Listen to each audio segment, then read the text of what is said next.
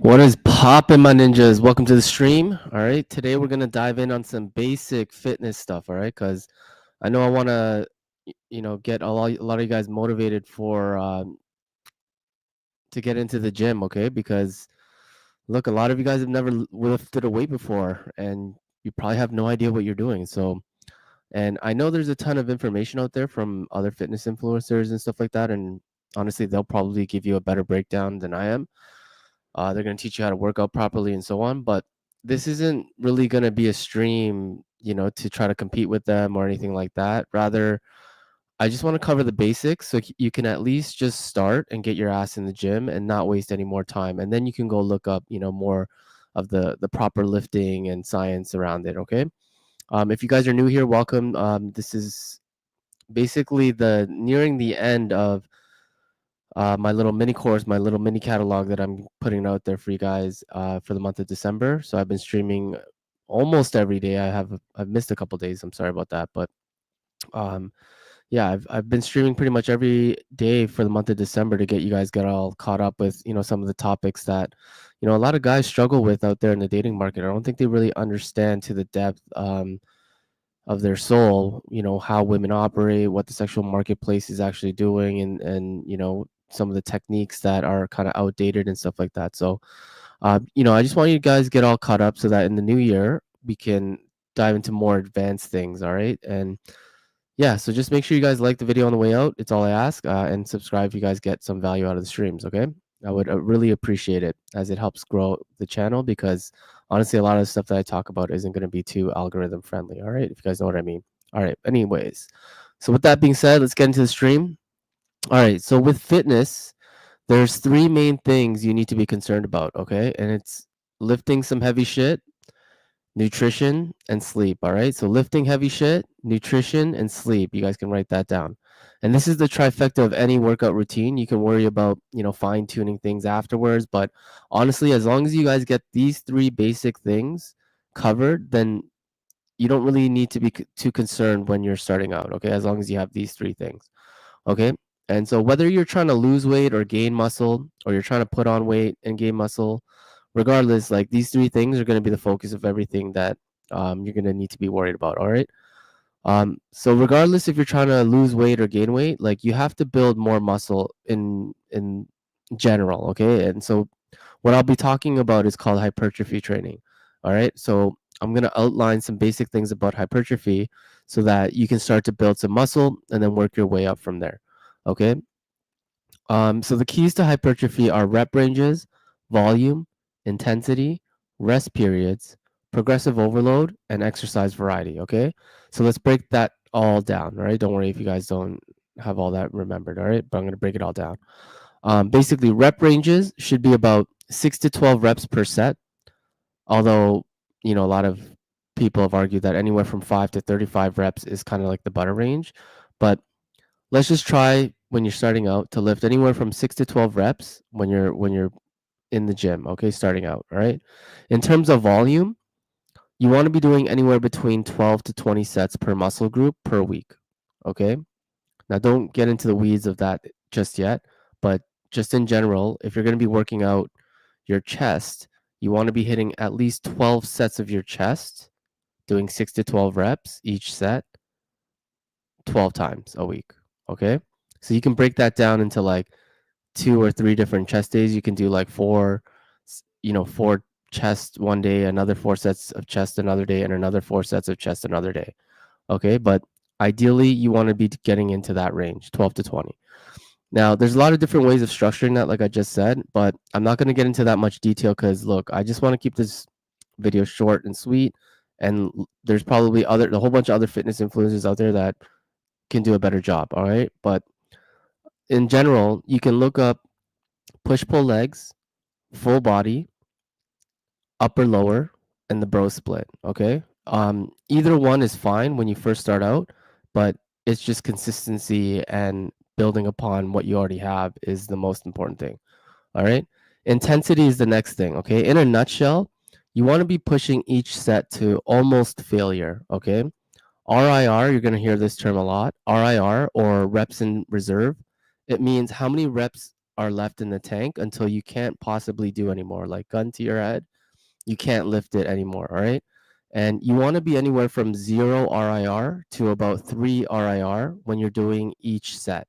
Okay. What that means is, let's say, like for me, when I'm like, I'll usually do 4 sets of one exercise, and I'll go to failure on my last 2 sets, meaning my first 2 sets, I'll go until I have about, 1 or 2 left in the tank.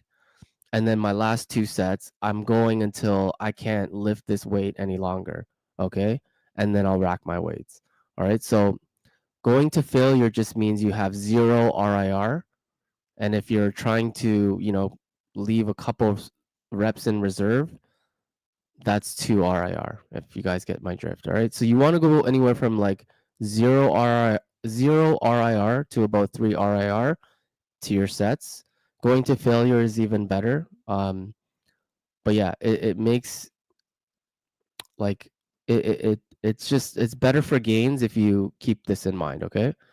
Um, the next thing for hypertrophy is rest periods. Okay, so ideally you want to be waiting only 90 seconds to 120 seconds between each set. So that means a minute and a half to 2 minutes. So like no texting in between sets and scrolling through Instagram or whatever. You know what I mean? Like you're literally waiting a minute and a half to 2 minutes. You can set timers on your phone every time you're done a set, just so you can get into the rhythm of that waiting period, because what it does is going to help keep all the blood and all that muscle stimulus at its peak, okay, which is ultimately what you want if you're trying to get bigger and you're trying to get jacked. All right. The next key concept is progressive overload, which just means that after each set, you're just trying to go heavier. So let's say you're doing a chest press with dumbbells, okay? Set 1, you start out with like 30s, right? Set 2, you start out with you're doing 40s. Set 3, 50s, and so on and so forth. Okay, you're just gradually increasing the weight as you do each set, so that you're tricking your muscles to get stronger, and you're encouraging your muscles to keep on growing. Okay, and it's a lot easier to go to failure when you're putting heavier weights on in later sets. Okay. Another key concept, which isn't really that important, but some researchers will tell you that it is a pretty good thing to start switching up your routines, meaning, muscle confusion, right? You want to confuse your muscles by doing different types of exercises because, well, for me, like I just get bored in the gym doing the same workouts every time. So I'll routinely switch things up. So, I can look forward to going as opposed to not, because like for me, just doing the same routine gets kind of boring. But you know, to each their own. Honestly, like when you're first starting out, you should get into a routine of the same exercise over and over until you start realizing, okay, my chest is lagging behind or whatever. My top part of my chest is lagging behind. I'm going to do different exercises for my chest. Okay. So, but you don't have to worry about that at the beginning. You're just honestly just trying to get into a routine where you understand basic movements, right? Whether they're compound or isolations, you just get used to these movements so that, um, you can work on your form and not injure yourself for the long run. And just also you can figure out afterwards what muscle group is kind of lagging behind. All right. Because if you start out doing different exercises all the time, you're just never going to know what whether your front delts are getting more worked out versus your rear delts. You know what I mean? So it's just, anyways. All right. We're getting into the weeds now. All right. So I'm not going to really get into that too much, as well as like understanding slow and fast twitch muscle fiber, because that's more of like like an advanced thing. Okay. But in a nutshell, this is why you want to mix it up and do heavy compound lifts like bench, squat, and deadlift, and then do isolation exercises as well. Okay. Regardless, okay, hypertrophy training is not really mainly for strength too much. Okay. Even though there is a little bit of nuance, it can be confused as the same thing, but it's really not. Strength is a component to hypertrophy, but it's not the main focus. All right. Because the main focus here is just to get jacked and put on muscles. Okay. And I'm teaching you guys how to get jacked. All right. That's all I really care about right now. The strength eventually comes as long as you're putting on muscle and you're eating correctly. All right. Which is the next thing that you need to worry about. All right. So we covered rep ranges, volume, rest periods, different training routines and stuff, and so on. The next thing is nutrition, okay, and that's the next most important thing. Um, so it determines whether or not you're going to gain weight or lose weight. So let's say your goal is to lose weight or your goal is to gain weight. Regardless, like, just go into Google, you type in macro calculator. Okay, I like the one on bodybuilding.com, and then you type in your height, your weight, your goal, and it'll give you the amount of calories that you need to intake, whether you're trying to lose weight or gain weight. Okay, you put in your goals and stuff like that, and it'll spit this like arbitrary number out. And the reason why it's arbitrary, we'll get into that a little bit later, but like the reason why it's so important, because for a week you're gonna have to get down into the nitty gritty of things, and then you're gonna track those calories. So, you know, I always recommend, either doing it by spreadsheet, because that's how I used to do it, or there's things like MyFitnessPal. Okay, you can just put everything. You can basically put all of the food that you eat into this app, and then it'll calculate all of your macros at the end of the week, at the end of the day, and also at the end of the week. Okay, but you really need to be meticulous about that for the first week, because like I said, that arbitrary number that bodybuilding.com or that macro calculator is going to give you, it may or may not be accurate for you. Okay, but regardless, just for a whole week, let's say you're supposed to eat 2,500 calories or whatever for that week, um, and then you put in all your food, you stay within 2,500 calories a week or whatever, for every day for a week, and then you don't lose any weight. Well, then you're going to realize, I probably have to eat less, right? So anyway, just, you can Google all that stuff too, like calorie deficit, calorie surplus, okay? Which is not really a bad idea when you're first starting out, because, like I said, you want to get into the science as well as, the actual doing of this, so you can have a bigger understanding of it. Not to mention, you can teach others as well too, right? So getting a gym buddy is also a good way to keep you motivated and consistent. Okay. Anyway, after you track all your food for a week, you're also going to be weighing yourself every day for a week. Okay. So usually what I like to do is I'll weigh myself every morning after I go to the bathroom, and you're going to track your weight every day, pretty much. Okay. And you're going to see little bits of fluctuation throughout the day, but generally speaking, you want to just do it for a week, and then you're going to figure out whether or not that number that they gave you is actually accurate or not. So let's say, like I said, you're supposed to consume 2,500 calories a day to lose weight, and you did that for a week, but then you realize you stayed the same weight. Then that means your maintenance calories is usually around 2,500 a day, meaning that's not what you have to eat to lose weight. Okay, so in order to lose weight, you want to be in what we call a calorie deficit. So then you have to drop down to 2,200 calories a week. Okay, and repeat that process for a week, right? And then after you do that for a week, let's say you eat 2,200 calories, and then you lost a pound and a half or whatever. Let's say, then that the calories that you're eating needs to stay around 2,200. And everyone who first starts out at the gym, you're not going to be good at burning calories, okay? Because you don't have much muscle, all right? And once you build muscle, you're going to increase your thermogenesis, which is just a fancy term for the rate at which you burn calories, because muscle burns more calories than fat, okay? And that's why if you have more muscle, the more calories that you're just going to burn whilst just sitting at a desk, let's say, okay? So as you get bigger and more jacked, you're gonna realize, oh, I need to eat more because you're burning more calories. But anyway, regardless, that's too far down the line. Like, you just, at the very first couple weeks, you gotta keep track until you're hitting your target weight. Okay, but like I said, if you're trying to lose weight, you got to make sure you're in a calorie deficit. Okay, if you're trying to gain weight, which is basically what I struggle with. I was like super skinny. I started out at like 135, and I gained about 26 pounds ish, 27 pounds, almost 30 pounds in a couple of years. Okay, and it means that you need to be eating in a calorie surplus. Okay, people think you need to overeat, and that's honestly not the case. A lot of people will be like, oh yeah, I'm bulking, and so that excuses me for eating like really unhealthy and eating like overeating, right? That's what you call a dirty bulk. Okay, and so you want a clean bulk, and So let's take that same example. Your maintenance calories are 2,500. Then you want to only be eating about 2,800 to 3,000 calories tops to gain about a quarter pound to half a pound of muscle each week. Okay, that's what we call a clean bulk.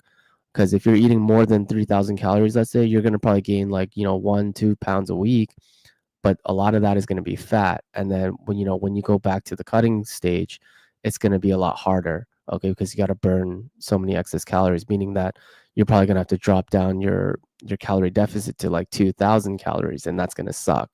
Okay, because 2,000 calories, you can go through that like really quick, especially if you're not eating properly.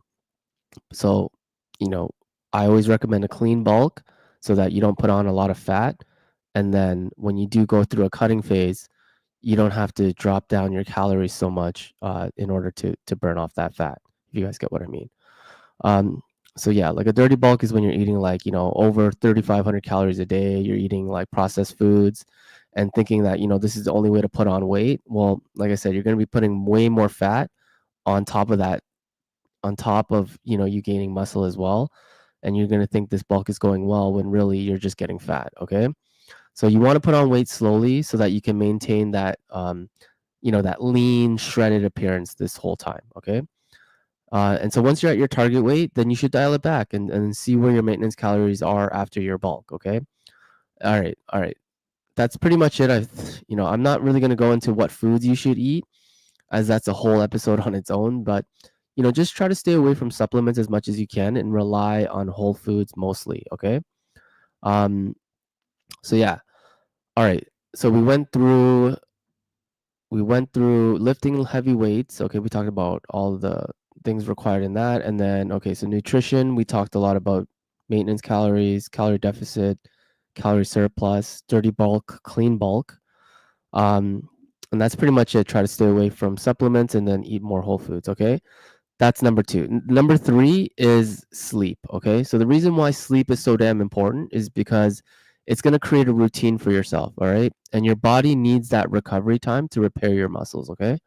And if you don't do that properly, you risk hurting yourself during these workouts, which is going to put you out for a couple of weeks. And then, you're just further going to delay the time it takes you to get to, your ideal body weight. Okay.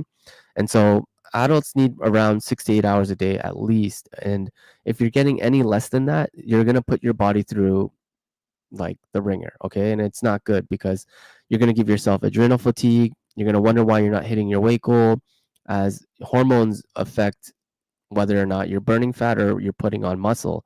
Okay. So that's why it's important that you create a gym schedule that works with your sleep schedule so that you can stay consistent, and you also create a routine that you can easily do, and you know what to expect on your workout days, and you can get to that goal a lot quicker. Okay. Getting into the gym, like I said, it also, not only does it make you look good, it teaches you discipline and consistency. What a lot of men, let's be honest, they lack that. Okay. It also helps you with like setting goals and then achieving those goals, and then being proud of yourself for hitting those goals. Okay, which also gives you confidence, like I said. It also gives you sort of like a better outlook on, you know like, good things take time, so it's going to give you a lot of patience and focus on getting what you want in the gym, because like I said, like, building your body to your ideal physique, it takes time. And so it'll help with a lot of that. And um on top, like, of all the mental health and stress relief that you get from going to the gym, like, honestly, this is like one of the best things that you can do for yourself. Okay, so just stop procrastinating. All right, let's get to it. It's not going to be hard, but it's not going to be easy. Okay, so remember, when it comes to the dating marketplace, okay, it's all about confidence and how you present yourself. All right, and honestly, having a good physique, it signals to women that you work hard for the things you want and you're ambitious enough to go get it. You're kind of saying it without saying it. It also makes women more attracted to you, because women say all this bullshit about, you know I love dad bods and all that stuff. And honestly, it comes with a caveat, right? Like, if you're rich and you have a dad bod, then they love it. Okay. But like, that's not why you want women to love you.